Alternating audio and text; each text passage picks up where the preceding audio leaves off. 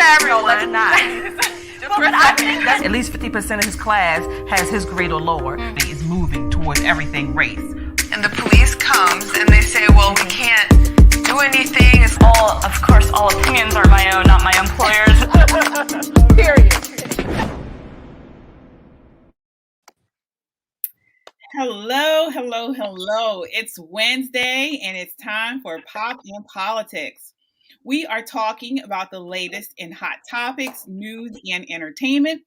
I'm KJ, and let me introduce you to my co-hosts. We have Shelly E. Hi, everybody. We have Yana. Hello. And we have T. And tonight, joining us for the first time is special guest co-host Autumn Simmons. Hi. Yes. So Autumn is the secretary of Red River Republican Women's Club and an ambassador for Biblically Conservative. So thank you for joining us tonight, Autumn.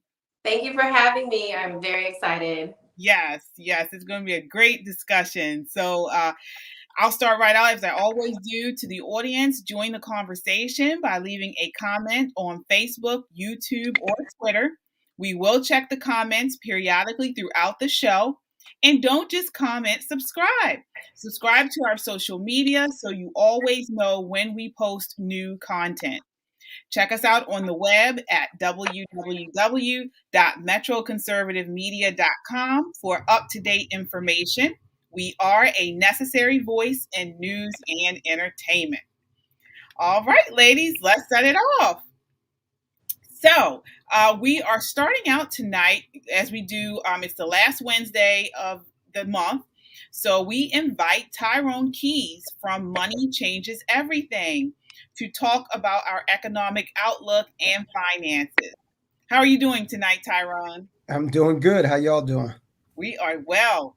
Thank you so much for joining us. Hi, Tyrone. Hello, everybody. Yes. All right, so we'll get right into it. Many of us work for small and large companies and have recently seen all kinds of demands and requirements for employers, from the vaccine mandates to leftist diversity trainings.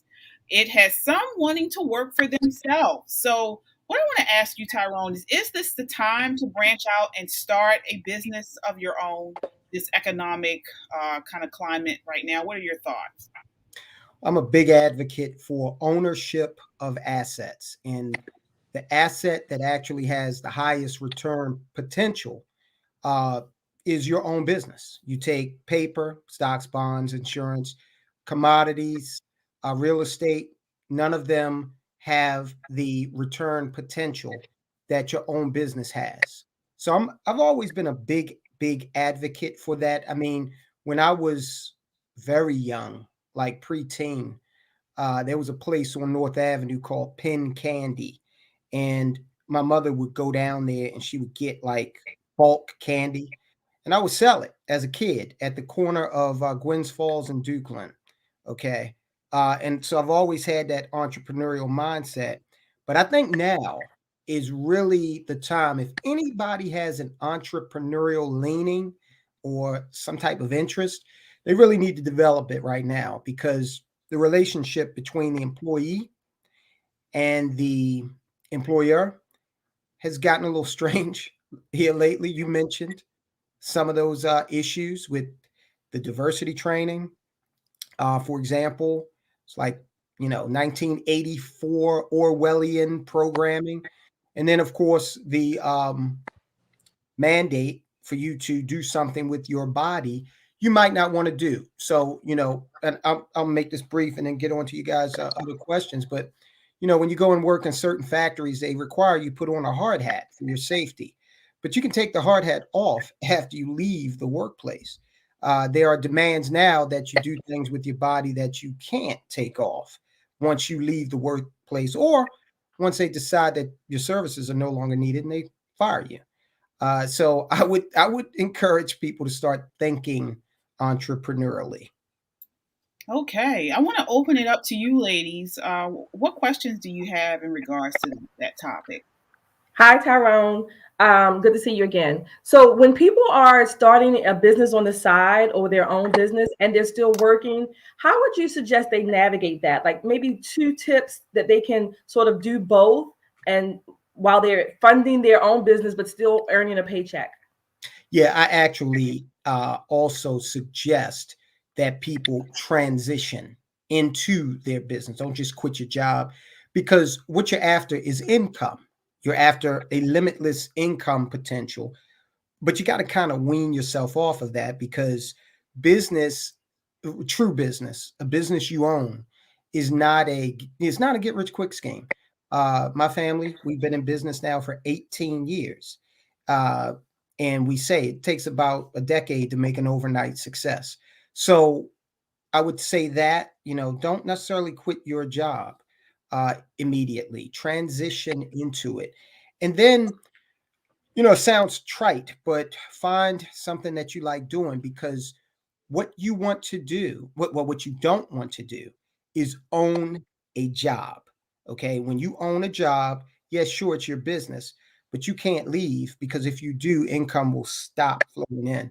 So you want to own a business that is scalable, that allows you to, replicate processes and actually earn income without necessarily having to always be directly involved. And that's also a progression. That's not going to happen day one. Tyrone, I have another question. That was really interesting how you described your childhood, and that your mom, she took you to buy the candy, and then you said that you had that entrepreneurial mindset from the beginning because you were doing the selling. So and that's really cool. There are children that do not learn that. Maybe their parents do not have those skills either, or they never talk about business. What can parents do to help develop that kind of entrepreneurial skills in children? Yana, that's a great question, because I think overall, people need to start taking a much more active role in their personal financial situation. It's not enough to just hand some CPA a box of receipts, or just to invest in your 401k. You need to become a lot more actively involved. And part of the reason for that is so that you can teach the younger generation how money works. And of course, we always welcome everybody to come to our YouTube channel, Money Changes Everything, where we talk about these topics. But I would encourage parents to sit down and think about this. With the way the world is going, if you don't teach your kids how money works, you're going to more than likely confine them to a life of being a conspicuous consumer instead of someone who acquires assets. And at the end of the day, that's not going to serve them well long term in the late 21st century economic environment. Okay. Do we have any additional questions? Okay, I have a few. Oops. Yes. Tyrone, what would you say would be the first steps into acquiring your business? Like listing it with the state, getting paid first. Like, what would be the first steps to getting business? Well, yeah.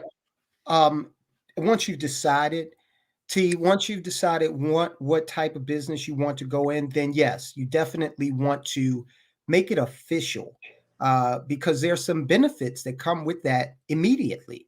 For example, if you decide what you want your business to be, and then you incorporate with the state in whatever type of entity is best for your business, and you have to check with your CPA on that.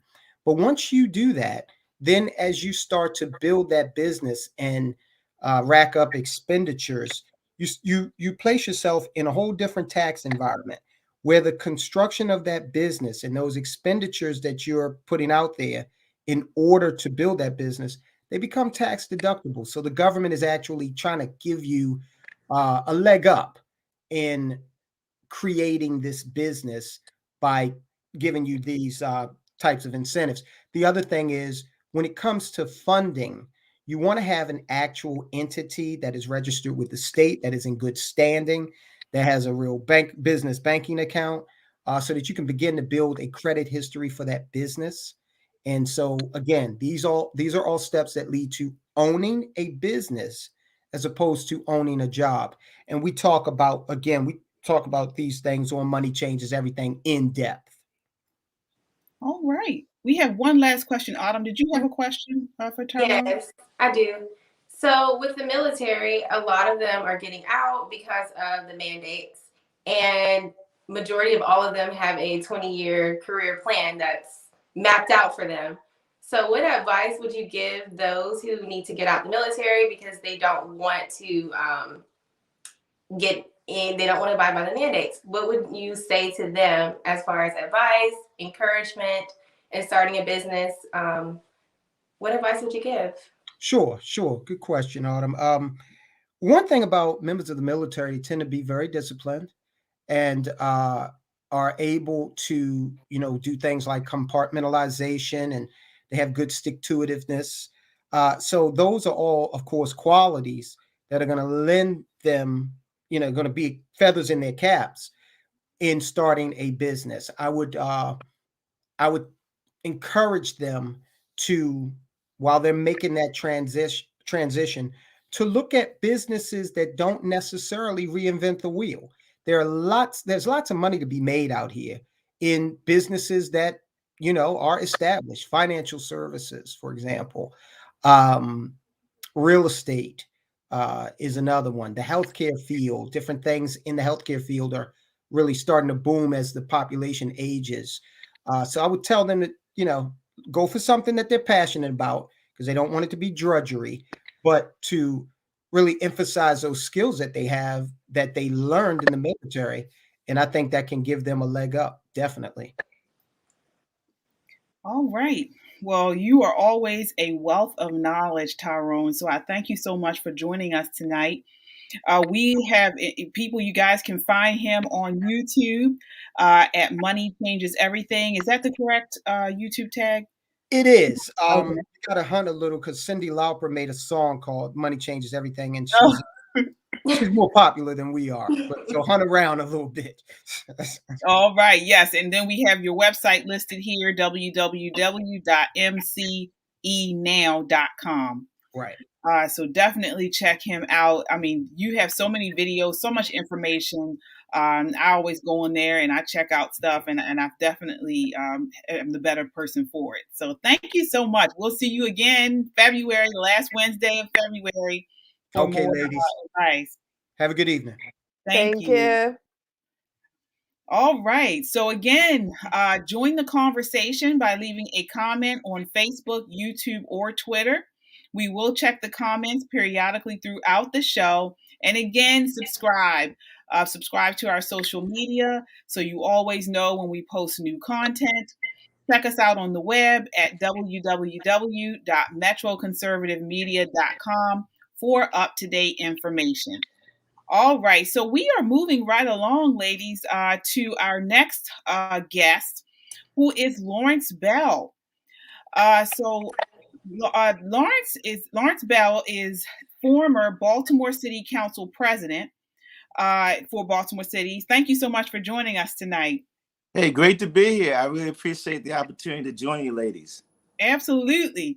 So we are going to get right into it. So last week, you were a panelist at the Baltimore Fathers Roundtable, and I thought you brought some valid points regarding the state of fatherhood, family structure, and issues that have plagued Baltimore City and honestly cities across the country.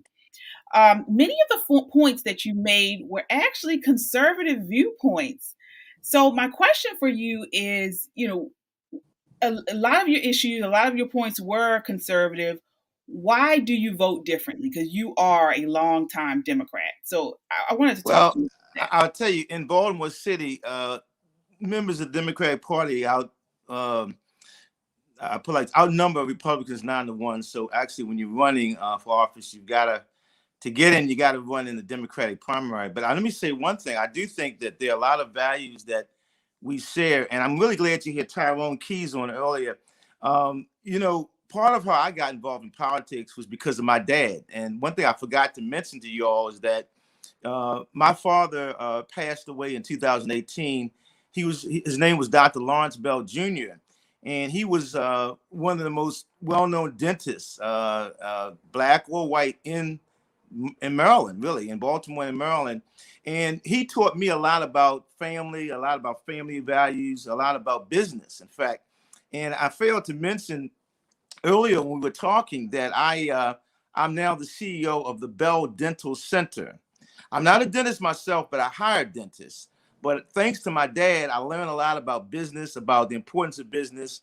After he passed away 3.5 years ago, I told my mom, I said, we need to go over to the state office building and take the organization, which was known as Lawrence Bell Jr. DDSPA, and we incorporated it, changed the business organization to Bell Dental Center Incorporated, because this is a family business now, and it's something that, again, like Tyrone said earlier, it is so important to promote small business in our society, and we've been at the location we're at right now since 1979. My goodness. And then again, like you said, small business support. Small business is something that's very important. Shelly, can you talk about something that?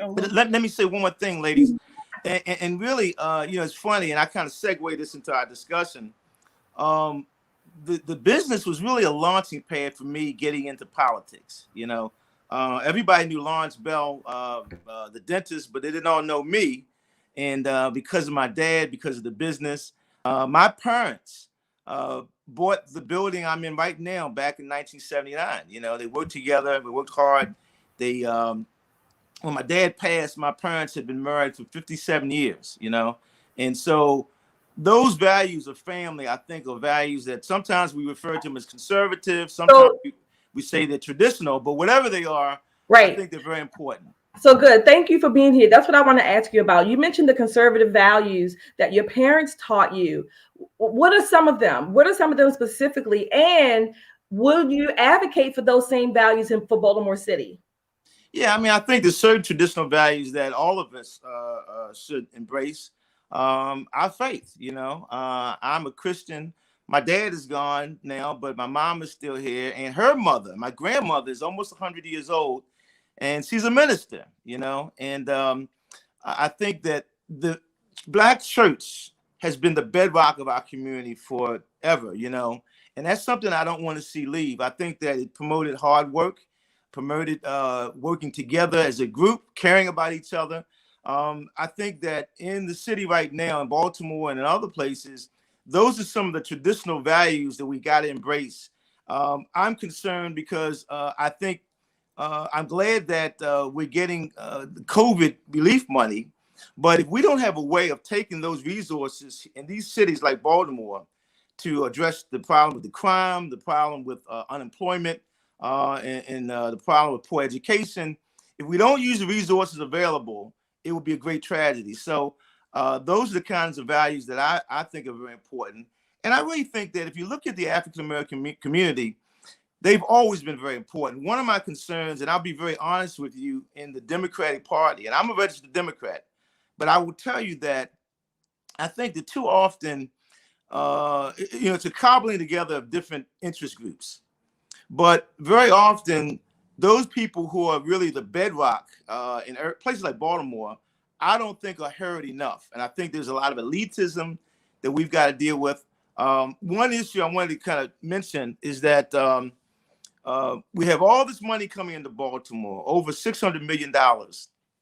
And I think we need to use it to promote business, to promote jobs, to fix up the houses. If you drive around Baltimore, you see all these dilapidated houses that have been knocked down.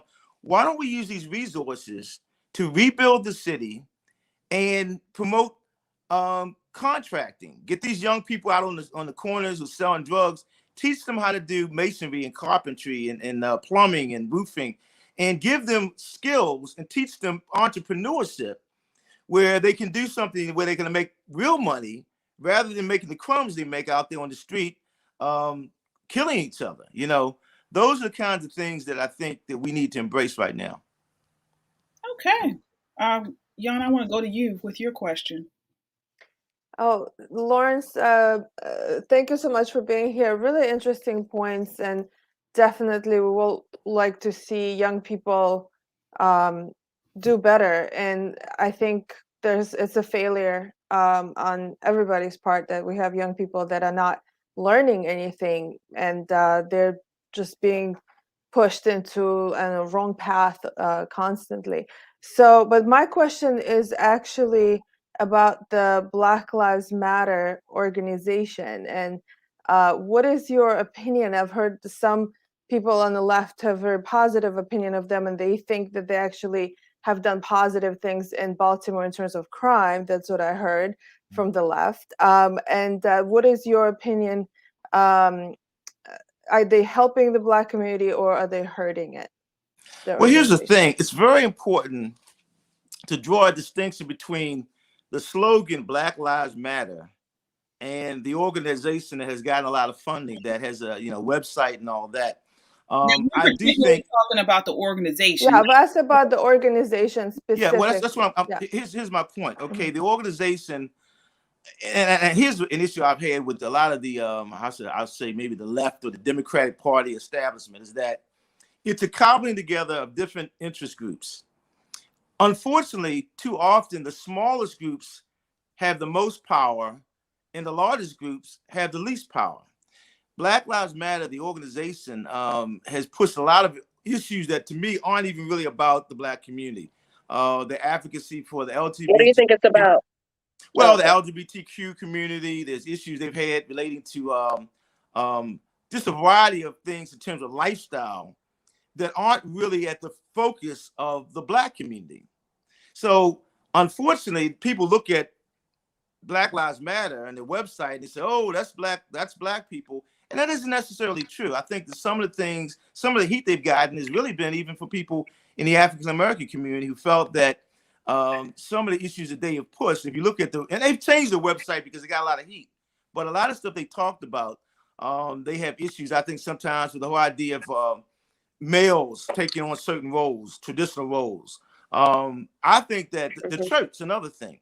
One of the problems I think with the Democrat Party right now is that if you go back to the 60s and the 50s, the church was a bedrock of the Democratic Party. Today, it's not. And I think that's something that we are very concerned about. So in answer to your question, I think that the organization, in my view, does leave a lot to be desired. Yeah. So I know in our community, the Black community, a lot of us are conservative and have a lot of conservative values and views, but we don't vote Republican. We vote Democrat. And they try to blame the Republicans for all of the things that are wrong in the Black community. But I want to ask you, what do you think the Republican Party is or does? Like, what does the Republican Party mean to you? Well, it depends. I mean, I was on the phone about a week ago with a good friend of mine, Bob Ehrlich. Many of you know that Ehrlich used to be was Republican governor in Maryland. He and I go way back to the time when I was a councilman and he was a congressman. He used to be out in the Towson area. And we've been buddies for years. And, I can name things that he did that I think were very good. For example, I'll give you an example. Here in Baltimore, Coppin State University, the expansion of Coppin State University into a major university here in Baltimore, a lot of folks would be surprised that wasn't done under the Democrat. It was actually done under Ehrlich when he was governor. So there's some positive things that my Republican friends have done. I think that they need to do more to reach out to the African American community. And I think that the Democratic Party, frankly, has opened the door in many areas because, take for example, if you look at the COVID money right now, and I think the last guest talked about this too, what we need is business. We need economic development. We don't just need money. I do think that there's a value to, social services and the social safety net. But that's not going to really empower us. Money alone comes and it goes. What we need is assets. We need business. We need business development. And some would consider that a conservative value. Some would say traditional. I don't care what you call it. That's the only thing that's really going to transform lives in the city. I think we've got to deal with crime, for example. Okay. I think that, quite frankly, you know, I've been fighting for years and arguing sometimes with some people on the left and on the right about the fact that, you know, as we cut back on social services, we've got to have jobs available for people. It's not enough just to say get off welfare, but you got to have a job available. Today, we're living in a time when the jobs are available, you know. So you sound a lot like a Republican here, actually. You sound much like Republicans. So I'm trying to figure out why is it that, and a lot of Black people sound just like you. We say the same thing, but you still vote Republican. Like, what's the beef? What is the problem with the Republican Party? Because as you can see here, clearly, we're not white. We're not white supremacists or you know, I'm, you know, racist. That's, you know, we can't really say what I am, but well, you know, I'll tell you something. I feel that, I mean, I think that in the last national election, and I'm not a big fan of Donald Trump, but one thing I think he said that made sense when he said, well, to the Black community, what have the Democrats done for you? And he's actually right about that, you know. The great Malcolm X said that, you know, sometimes the quote unquote white liberals exploit Black folks. They take our vote, they use it, and then when they get in, and you see this going on right now, the issues that we need to rebuild Baltimore City, these other urban areas. For example, and I know you all heard me talk about this, most Black folks in Baltimore City would rather see these COVID money dollars go to rebuilding the infrastructure, the housing infrastructure, rebuilding businesses that are going to last. But the Democratic Party here in Baltimore is trying to build bicycle lanes, you know, and most of us are not crazy about bicycle lanes, you know. So that's where the elitism of the Democratic Party comes in. And this is, if the Republicans want to make inroads, these are the kinds of issues where they could jump in and really build a bridge to the Black community. I want to change gears, Autumn. Okay. So I like what you said about having getting involved with Black fathers, getting involved with Black men, getting involved with our Black sons. The start of that is to allow them to accept capitalism. We can't say we support Black-owned businesses and, oh, everyone go out, support. But we're teaching our sons to hate capitalism. And then to embrace Marxism. Because when you look at BLM Inc., when we look at them, that they're Marxists. The leader admitted that. I guess she's the former leader, but she admitted they're Marxists. And when we look at Communist Manifesto, we look at who Karl Marx is, who is inspired by Thomas Hobbes, who wrote Leviathan, which we know in the Bible is about deception, right?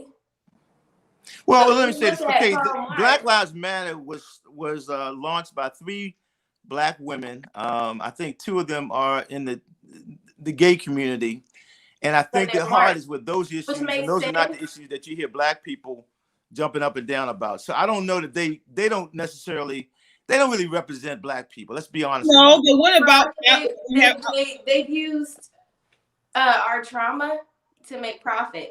So they have misrepresented Black people, of course. Yes. Sure. They fight for it. They come out, you know, when there's publicity and things like that, but they're not fighting for opportunity. And when we look at the Republican Party, we look at our history with the Republican Party. I mean, just naming people, Robert C. Smalls, you know, even him, he's the one who stole the Confederate ship, ran for Congress, Republican, abolishing slavery. Literally, that's the whole reason why the Republican Party started. You know, we have literally something that Robert C. Smalls said was, my race needs no special defense because we've proven ourselves. We've shown ourselves as superior. Yet we're trying to teach our children, my girls, that they're inferior. I want to go deeper into it. Yes, we went through this trauma, but look what we did. I mean, look what Booker T. Washington, how he wrote his book Up From Slavery, how he went into that, like, yes, this and this happened. He speaks about Jim Crow. He speaks about Reconstruction. He speaks about the coal mines. He speaks about all of it. And he taught those boys and girls to build up their own school,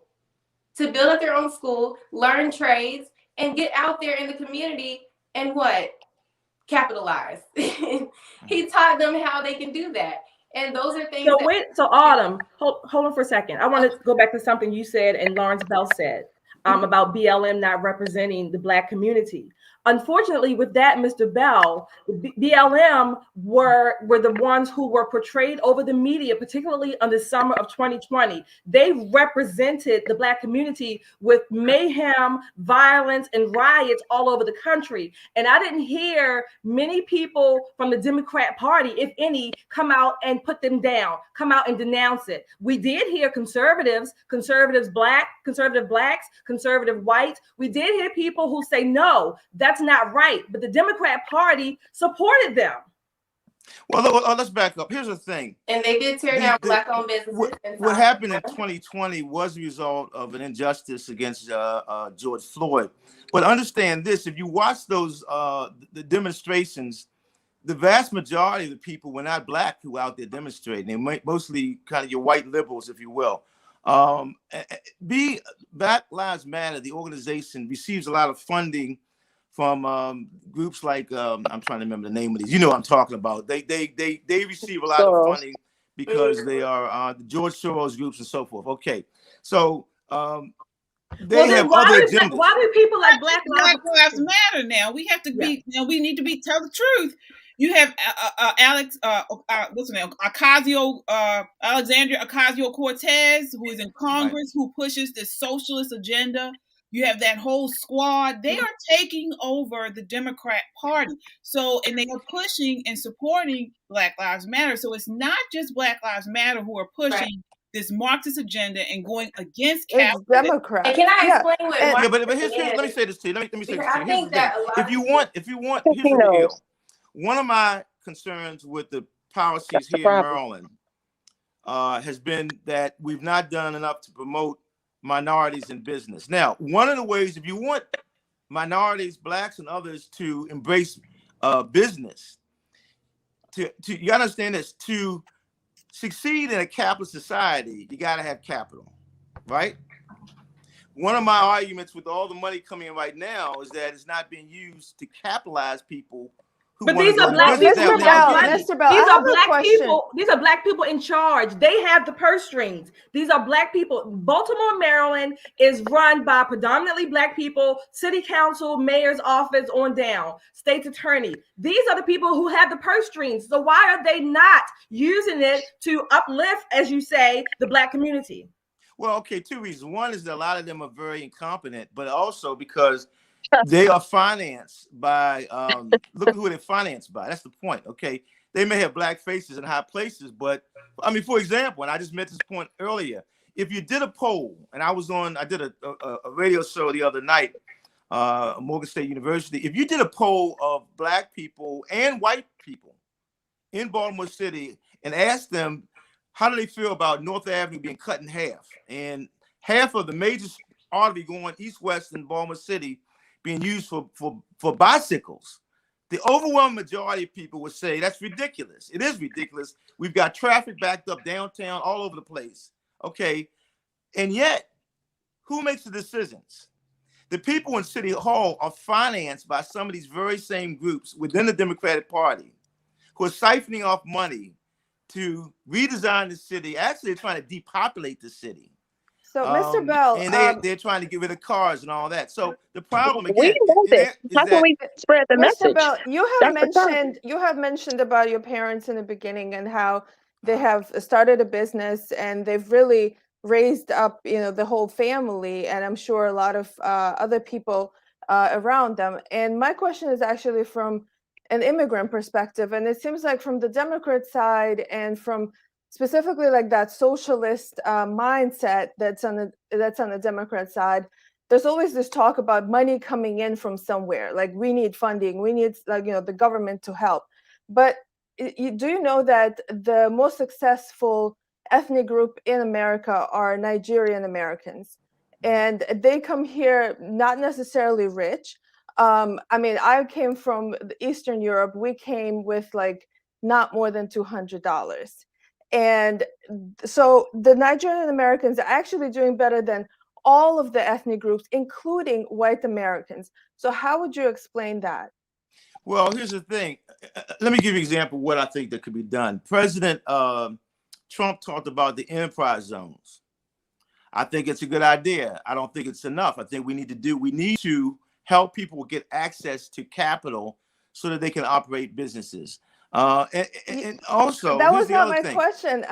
My question is, what are immigrants doing differently, let's say African immigrants, than Black community, that they do not necessarily have access to all this capital? Why are they succeeding? I mean, some of them do. Maybe some, but as a whole, I can answer that. I know a lot of immigrants. Most of my friends are immigrants. Let me address that. Okay, I'm an immigrant. When I was in office years ago, I used to be very close to. I had friends in the Korean Business Association, and there was a fellow who was the head of the Korean Business Association. He worked directly with Mayor Smoke back then, and I said, let me ask you, how do you guys do it?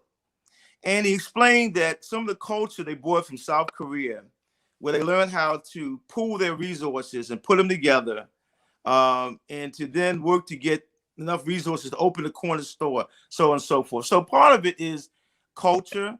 I think a lot of our friends in the Jewish community come from a culture that goes back many years of being merchants, and they have experience. A lot of Black Americans do not have a lot of experience in business, and they have difficulty accessing the resources to go into business. So it's part of it is a learning experience. But it is also true, and we can't deny this, that the banking industry, banks often do redline. There was, and I'll tell you something that I thought a Republican did that was very positive. Those are all the same talking points that everybody talks about. Investment Act was done by George Bush, the elder George Bush, and the idea being that banking institutions need to reinvest some of their portfolio in the area that they're geographically located. And that came from George Bush Sr. Mr. Bell, I think you are talking circles around your parents' values. I would bet you were talking about your parents' values. They sounded very reasonable, normal values. Faith, family, having skills. These are the kind of values that we need to push, that the Black community needs to do for itself. Tired of getting handouts because they're not working, even when Black people are in charge. They're not handing out the money in the right place. Exactly. It's not the experience. Nobody is born with the experience of running a business, and it's hard work and showing up on time, getting education. Like that is what helps people be successful. And for example, like Autumn mentioned Booker T. Washington, he talked about this in the 1800s. And I think everybody should should read Character Building by Booker T. Washington, because he talks about it in there. He's actually bringing up issues that back in the 1800s, he noticed that there are people in the Black community that do not show up on time, or they work for a week and then they just stop working. So he was telling people, do not do that. Have a better culture. Teach your children that, and you will be successful. That is what. Well, listen, I'm very familiar with Booker T. Washington. Booker T. Washington had a number of debates with W.E.B. Du Bois, and what he was talking about was that in terms of establishing themselves with business, it made a good. He had a term, "Lower your buckets where you are," right? And what he was talking about, using the background that Blacks who had been slaves just a few decades earlier. How they could use their knowledge of agriculture to build businesses. That's what he was talking about. Now, I think that there's no reason why values of hard work and what have you, character, that's not mutually exclusive from saying that we also need to do things to encourage people to go into business. That's called family. That's called mom and dad. Having a mom and dad at home who can teach those skills, like Tyrone Keys talked about a few minutes ago. Also, Mr. Bell, let's go. You keep talking about government or people giving out money. Since the 1960s, the Black community, there's been a decline. We did better coming out of slavery with the Booker T's and the WEBs. We did better with our families, with our money. When you talk about the Tulsa, the Black Wall Street. Since the 1964s, when we've had government handouts left and right, there has really been a regression of progress. You talk about progress, it's degression and regression. I'm going to we don't need the government handouts. So, And you Dr. have the Daniel, Mr. Bell, the Daniel you can Moynihan. respond, and then we'll have the last word with Autumn on this because we do have to wrap. Okay, so you have, going into what you were saying, Shelly, you do have the Daniel Moynihan report, and he goes into this. He talks about how, it's when the switch happened. You know, I mean, as me being, I'm a Republican, but so let's talk about it. With Barry Goldwater, when he came in, he wanted to appeal to the poor whites in the South. He kept saying, "Oh, I don't like the civil rights. You know, the things that we did, that's un-Republican, blah, blah." Obviously, that's not true. Republican Party is all about equal opportunity, not equal outcomes. They're about equal opportunity for all across the board. That's why they abolished slavery. That's why they said, okay, what's the next thing we need to do? And they've been checking off those boxes ever since. So now we're at this point where he comes in, he's loud and proud saying we need to do this and this, an obvious Democrat. I'm pretty sure if you think about the time period this happened, you have white Republican men. They did not want to admit that they got played. Pride. Let me say then something. Can I respond to that for a second? Republican men during that time, they can't speak. That was a whole different time. It's not like today. They were going through that was the extreme racism back then, you know, on the Democrat side, especially because you have, of course, KKK. You have so many different things that, you know, we talk about institutional racism. Well, Planned Parenthood, you know, that was started by Margaret Sanger. Let's get rid of that. You get what I'm saying? If we're going to talk about what one side has done, comparing it to the other side, we have to admit, okay, well, this is what we have here on this side. We need to get rid of that. Stop putting all of our dollars towards this. Because if you look around, our population has remained stagnant. It has. And that's because of that flip. Barry Goldwater saying all this stuff. Black Republicans felt like they couldn't really speak out. They were in fear for their lives, fear for their families. So what happened? LBJ, well, I've got a plan. Everybody come on over here. I'll give you money, but the men can't be in the house.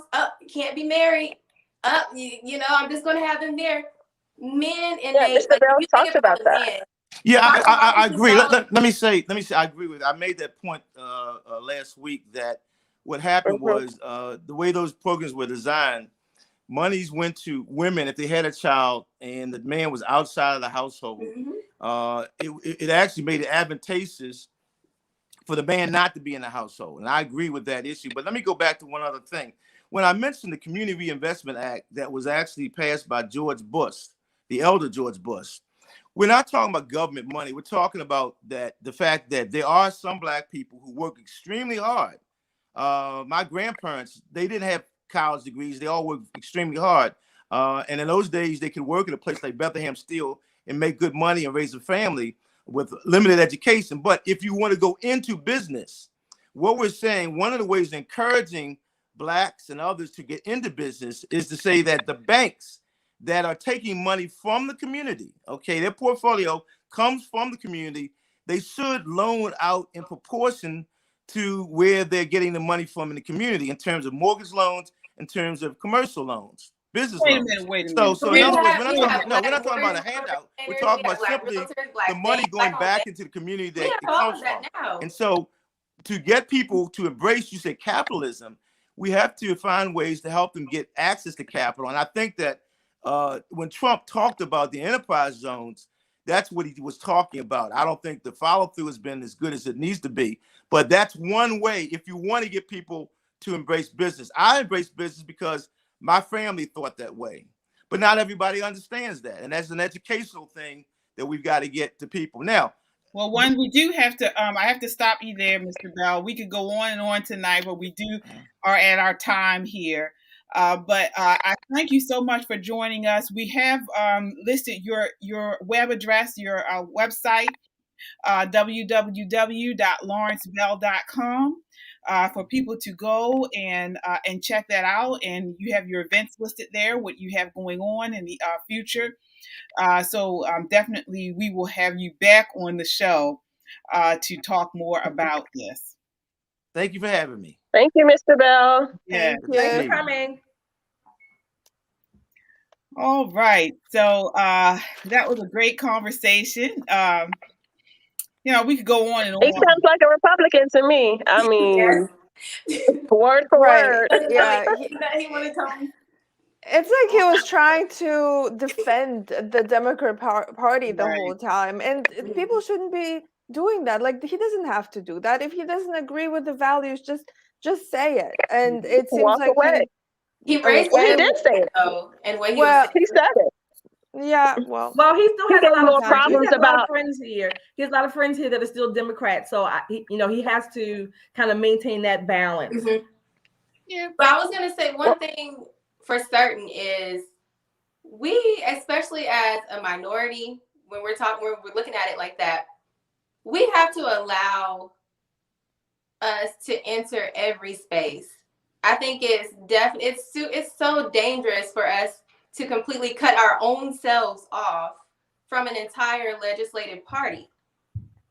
I think it's very, very dangerous to do that. Let me correct you, Autumn. I embracing- don't see myself as a minority.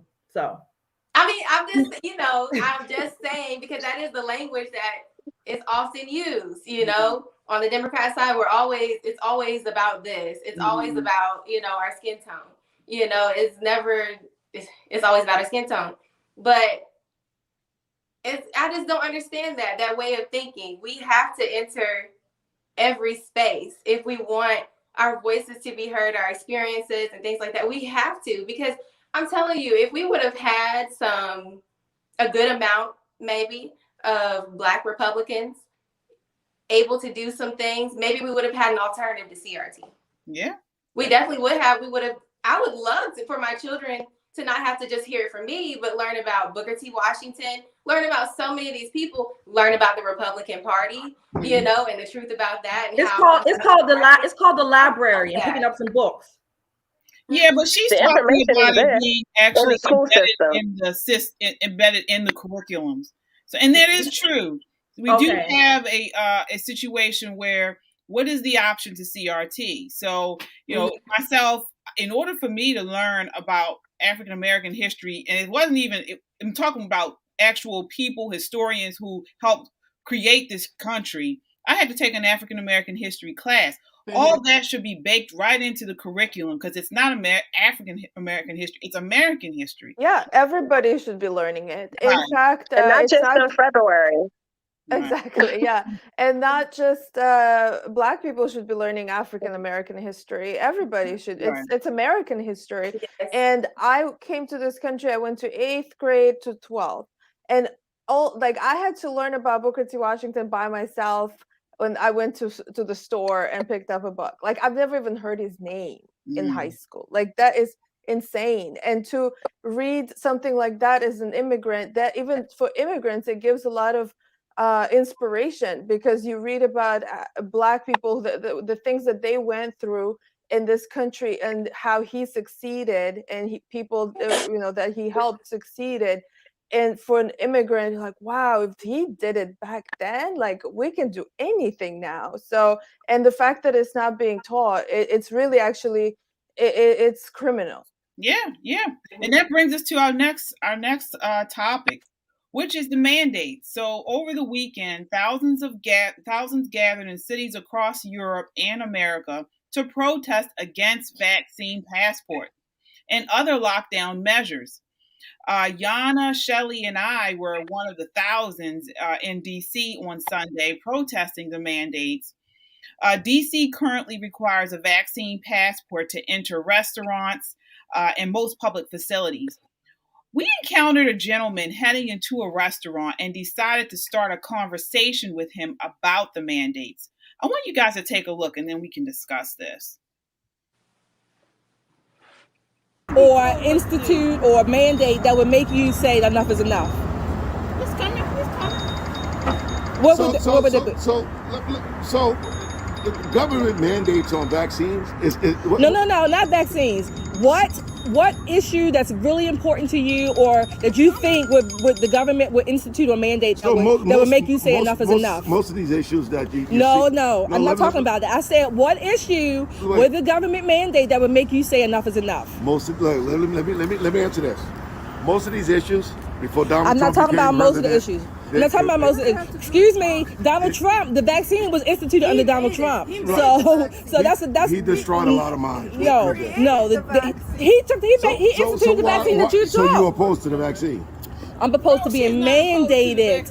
I'm opposed to being mandated. I'm not asking you about your health situation, your personal health. I'm asking you about a philosophical point. At what point would the government do something and you would say enough is enough? We need the government to step in. That's not what I'm asking you.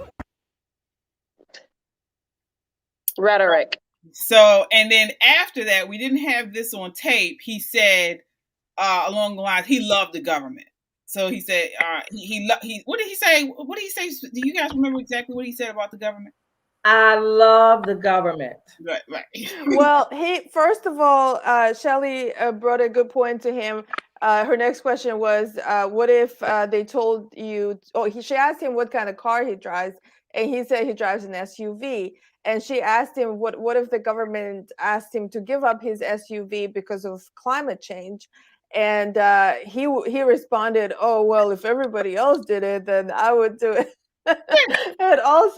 And then later he told me that I wouldn't be able to survive without the government. Right. He was like, you won't be able to survive without the government. I love the government. Yeah. So that's the question I want to pose to you all. And I want to start with you, Shelly. Do people actually want to be free?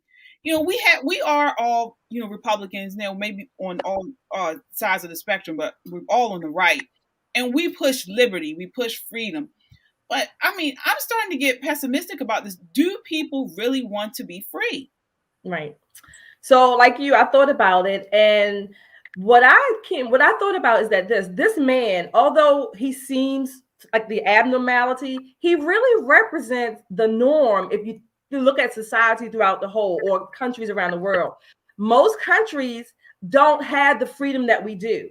They were under either communism, socialism, a theocratic form of government, or other forms of government not based on a constitutional republic. So he really represents the norm. In many ways, we are abnormal because we're under the American exceptionalism principle, where we stand on principles of freedom, life, liberty. So this is the first experiment in the history of the world that has been done, and we're still in this experiment. So in some ways, this man is not as abnormal as he may seem to us. All right. I want to go to you, Yana. What are your thoughts on this? Yeah, and that's true what Shelly said. Unfortunately, people still feel loyal to a king or to a monarch. I think that people have been programmed, I guess, in some way, to see the government as this benevolent, theocratic power that cares about them and that is like a parent. So I think in America, it has been this experiment where we believe that, yes, maybe we'll need the government to protect our rights, but we don't need the government to protect us, I guess, and to tell us what to do about our body, how we should work or how we should live. So we're supposed to have freedom in this country, but people are used to this king who tells them what to do, but then also takes care of them. All right. What about you, T? Do you feel the same way? Do people want to be free?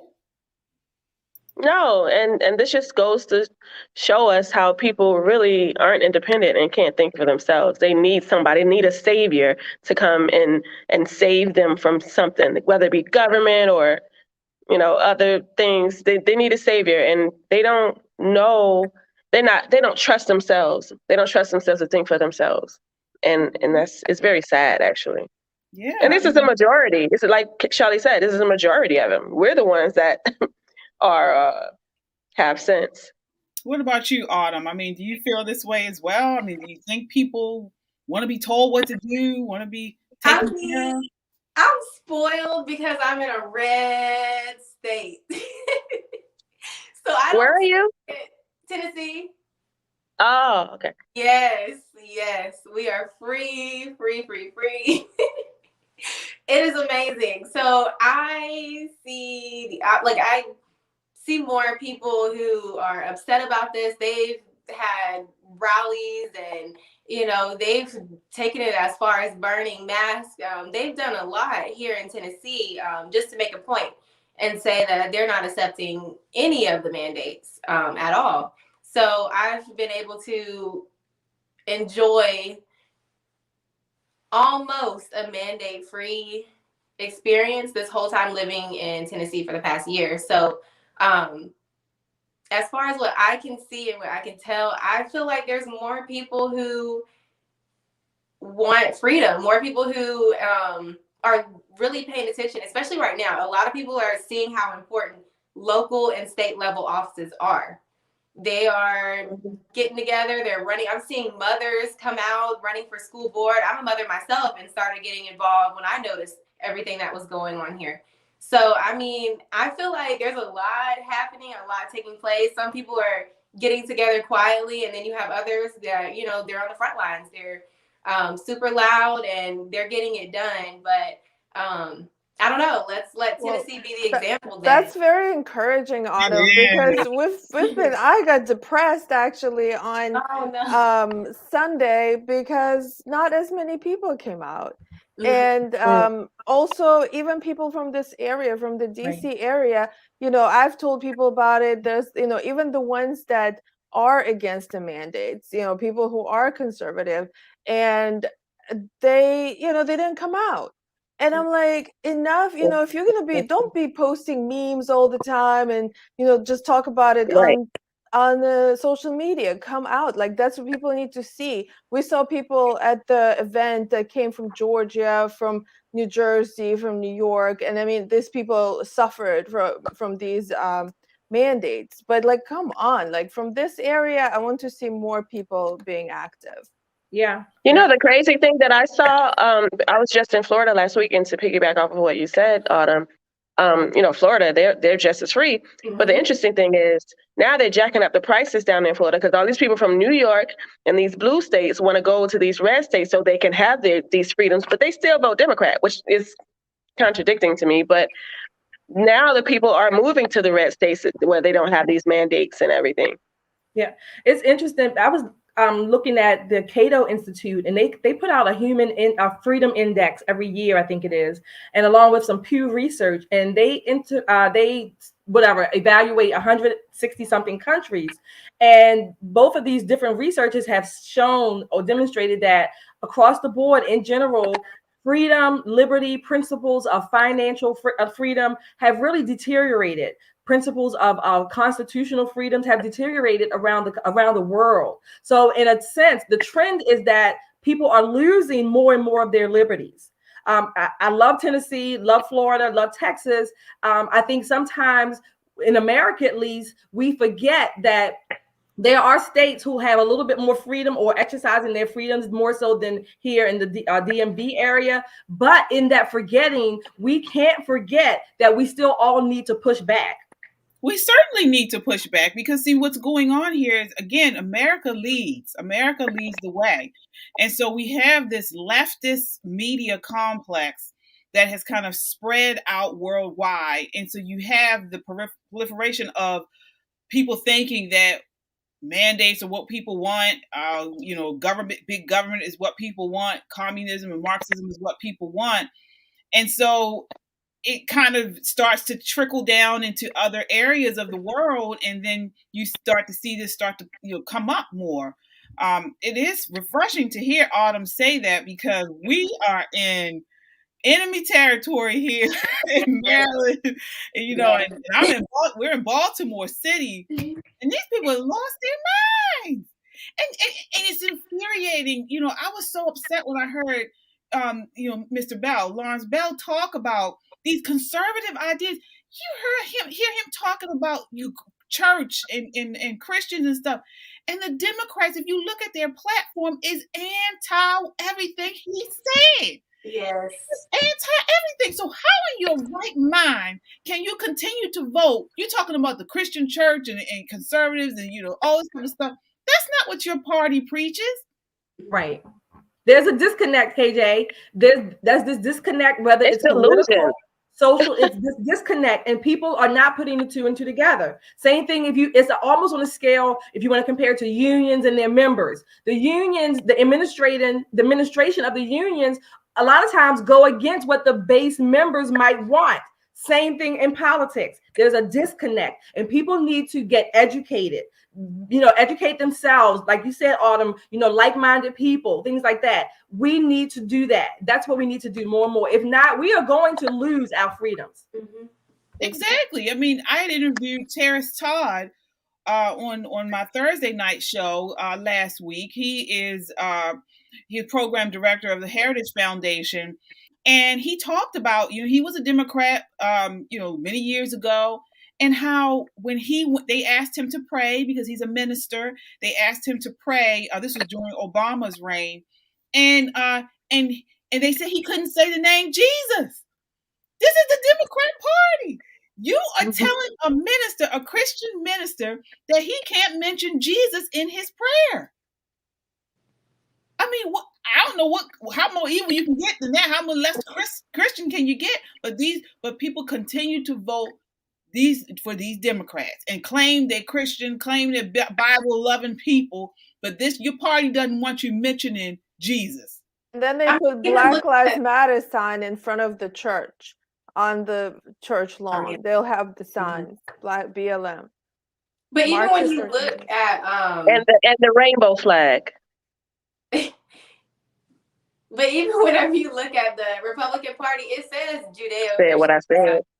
It says that, I tell people this all the time. There's only 7 principles, 7 values of conservatism, and a lot of people don't know what those are. It's peace through strength. That's when we're looking at military things like that. There is human dignity, individual freedom, free markets, fiscal responsibilities, limited government, and rule of law, which is the Constitution. And also, it's only the Republicans I hear, because I have Mark Green, that's my Congress member. It's only the Republicans that I hear that are saying we need to have religious exemptions. So, I've been telling friends, because I do have friends that they're not Christian, they're African spiritualism, there's different things that they identify with, some of Hindu, different things. I'm like, you understand that's still a religion. So if you don't believe in something and you feel like you should have the right to practice whatever, you need to be looking at the other side. You know what I mean? Now is not the time to sit here and, I don't know, blah, blah. You need to pay attention to what is going on. So that way you know exactly which one to vote in favor of. And if you need to run, then you need to run as well, whatever is necessary. Yes, indeed. Well, we will continue to look into this topic and continue to follow it. Again, if you're watching on YouTube, Facebook, or Twitter, please subscribe. Also, check us out on the web at www.metroconservativemedia.com for up-to-date information. I want to go to some of the comments. Let me see here, because we haven't really touched on any. So I have here from Blanca, the man still living in the idea the government is his everything while paying taxes to support the very system that is holding him hostage. Yeah. I say that every week, basically. That's true. We have here Stephen Hawkbaum. Just fired this woman is breathing fire. Oh, he's talking about Autumn. Okay. Thank you, Stephen. Let me see. Linda Batts. There is a distinction between impact of handout versus helping hand. Okay. All right. Well, we will continue to check the comments periodically.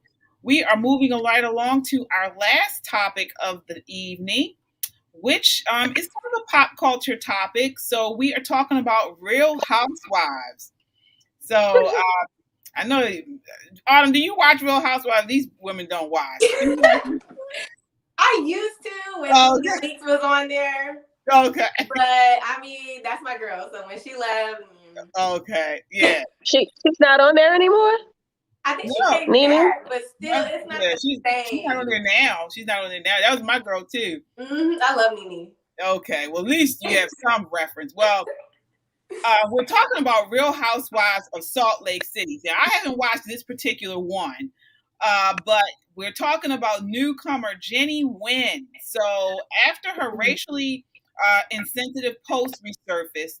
The network announced on its official Instagram page Tuesday, stating they've ceased filming with the 44-year-old. So she had posted some of these posts back in 2020, and they found them to be insensitive and racist. The Bravo producer Andy Cohen said that. Say what? Oh, said it was. I'm sorry. Yeah, so they fired her. So take a look at these. We have this one on the bus. Well, that one that's on now with Colin Kaepernick, and he says, "Let me see here. I can't really." And then we have this one with the bus, right? So he basically said, "I'm kneeling to protest injustice against Black men in America." And then Charlie Brown says, "That's odd. You joined Islam, a religion that still owns Black slaves, and you don't protest against that." So I want to get your guys' thoughts on these posts that she posted. Were they too far? Should she have been fired? I want to start with you, Shelly. What are your thoughts? Absolutely not. She should not have been fired. No, I don't think they were too far. I think they were quite clever and creative, and I do think they were funny. Call me, I don't know, ignorant, call me a racist or whatever, but I'm going to stick to the First Amendment, and I think they were creative and funny and clever. All right. Moving on to you, Yana. What did you think of these posts? You have one, she said, "I'm sick of people saying cops need more training. You had 18 years to teach your kid it's wrong to loot, steal, set buildings ablaze, block traffic, laser people's eyes, overturn cars, destroy buildings, and attack citizens. Who failed you? Is this too far, or is it okay?" Well, first of all, which ones are the racist ones? I don't see none of the three ones that we showed are racist, in my opinion. She didn't say anything disparaging about a race. And my point is that the left always talks about diversity of skin tone. That's the diversity of sexuality. That's what they're pushing, but never a diversity of opinions and diversity of thought. So that is what's happening. So she had these opinions that she expressed, and I think that they were valid. Also, I've looked into it, and she actually was speaking out against the rioters in 2020 who destroyed Black businesses and killed some Black people, and she was outraged by that. So she was expressing that. So what did she do that is racist that needed her to be fired? All right. Moving on to you, T. These again, she was fired from the Bravo show. Said that these posts were disgusting. What are your thoughts? Did she go too far? This No, one here, "No, that's not my family. That's how many rioters I've hit." Anyway, no, I don't think anything she said was wrong. I mean, I think if anything, people are too sensitive these days, and they get offended for every little thing that someone says. They look for things for people to offend them. But yeah, she didn't say anything wrong. I mean, if it's facts that kids, if she's responding to the protesters or the rioters, of course they were wrong. Right. So yeah, she didn't say anything wrong to me. I don't think so. And what about you, Autumn? You had a chance to look at the post that she put out here. Were they insensitive? Were they racist? Should she have been fired? I didn't like the one about hitting protesters. I don't like violence of any kind.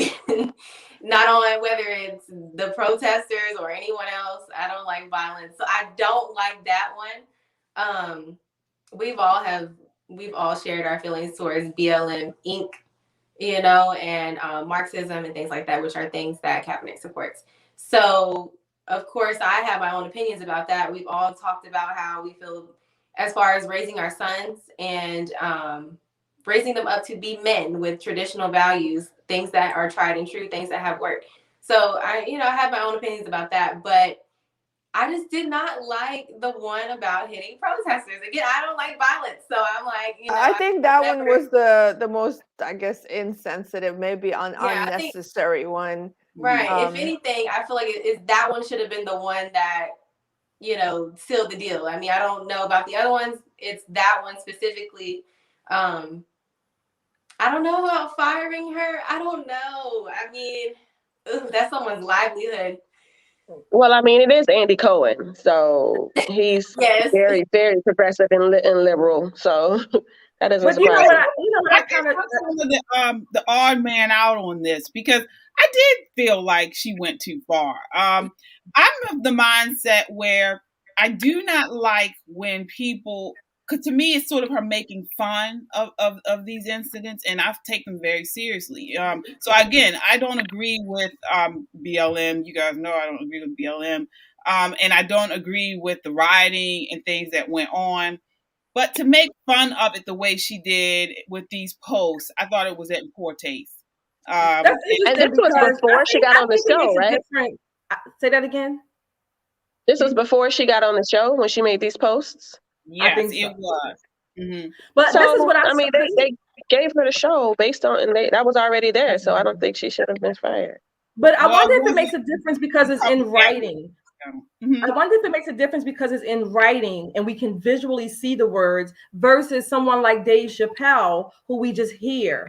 And I think that can evoke a different reaction or emotion to it because we're seeing it. Dave Chappelle is a comedian. In some ways, I don't like what he said either.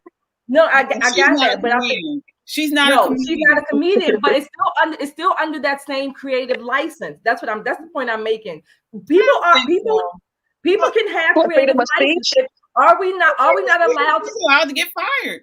No, but she can. Her company can fire her, but are we not allowed to put our thoughts on paper? I mean, that's just part of having that First Amendment. Absolutely. And I'm just curious if they have gone through the social media of the other people that are on that show.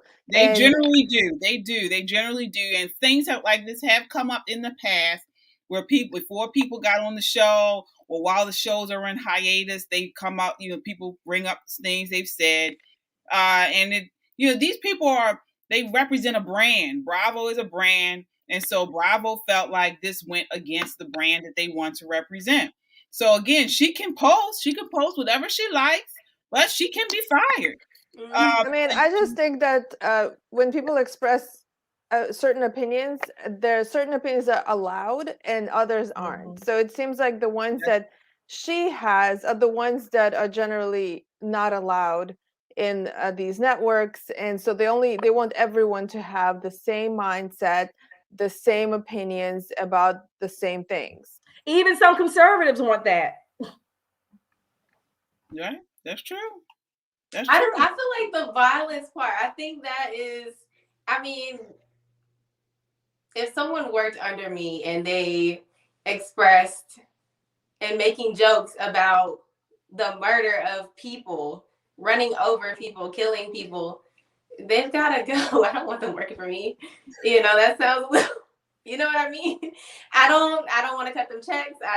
It's just, the more I think about it, the more I'm just like. Well, I understand what you're saying.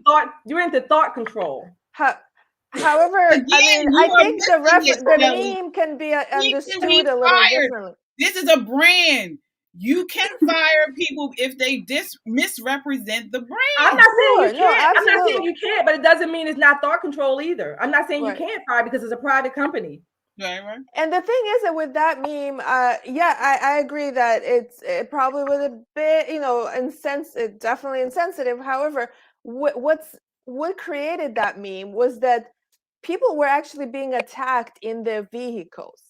So there were people being attacked while standing at a red light. And so there were instances where they were just trying to get away from the attackers and somebody got hurt. So yeah, you shouldn't say that. Meme didn't say that. Sure. I mean, I'm just explaining that, there should be, if you just censor, you only see one side of the story. Right. That's true. But we have to go off of what she posted. Now, has she posted something to show context? Because again, context is important. Has she posted something that said the context. These people are showing, I don't know, a picture showing people attacking her, and then she ran over them. Then we have a different story. We have a different conversation. Nobody's gonna put all that in a cartoon, KJ. Come on, Well, it's Charlie Brown that's why cartoon. she got fired. Nobody's gonna put all of that. She didn't write a book. She just wrote a cartoon. Right. I don't know. I feel like with her being a public figure as well, she does have to take into account everything that she's saying. Because she wasn't a public figure before this. She was just a normal person when she did this. What public figure is she? Gonna go on the show. She knew she was going to go on the show, right? Real Housewives is not real. I mean, come on. I know. This was years ago. And they get paid. They get paid commercials. That's acting and fake right there. What public figure is she? Come on. I have to disagree. I'll put it this way: we wouldn't be friends. Yeah, I mean, I've seen people, this kind of stuff, and this is something I've seen. I've seen people post this stuff on Facebook. Conservatives. I'll say that I've seen conservatives post very insensitive things on Facebook, and it's not a good look. I don't comment on everything, and you know me. I'm, guys, you guys know me. I'm crass. I say really. You're probably talking about me, Autumn. All the time. But people conservatives post insensitive things on Facebook all the time. And I'm not sure if this would I don't know. Like I definitely don't like the one where she said she was hitting protesters. But I've seen people post our favorite one. And when you think about it, if we want to grow the party, you have to take into consideration this stuff. It's one thing to have an actual conversation about these things, Black Lives Matter, him kneeling and things like that. But to make fun and to post, funny things about it when, this is a serious thing, I don't think it helps us as a party. I just don't. You know what? I bet she's a Democrat, though. Right? She wasn't. I bet she's a Democrat. Probably. I'm sure she's a Democrat. So it'd be the own kind. Because they're usually the ones that are more violent. Right. All right. So, that brings us to the end of the show tonight. Again, we will continue to follow this. She was supposed to make an announcement today to speak out about it, but I didn't see it. And I haven't seen it yet. So I'm sure that'll continue to be in the news. Again, thanks for watching. Please continue the conversation by, again, checking us out on YouTube, Twitter, Facebook, and Instagram, and subscribe. That way you get up-to-the-minute content when we post, and we appreciate the support. We are an independent media, and each time you subscribe, it helps to make our voice that much stronger. We are a necessary voice in news and entertainment. Check us out on the web at www.metroconservativemedia.com. And one last announcement. It is Shelly's birthday. She has a birthday this weekend. So please wish her a very happy birthday. You have any plans, Shelly? I do. We're going out. Family's going out. We're just going to hang out and take a little day trip. Oh, that's nice. And I won't be violent, Autumn. No, I don't like it. I don't. All right. And we have to have you back, Autumn. You were amazing. Tonight's show was a little different because we had so many guests. We usually just have an open forum for conversation. But thank you so much for joining us. Thank you. Thank you for having me. Thank you. Thank you, Autumn. All right. So again, we look forward to seeing everyone next week. Until then, count your blessings and live a life of purpose. Good night.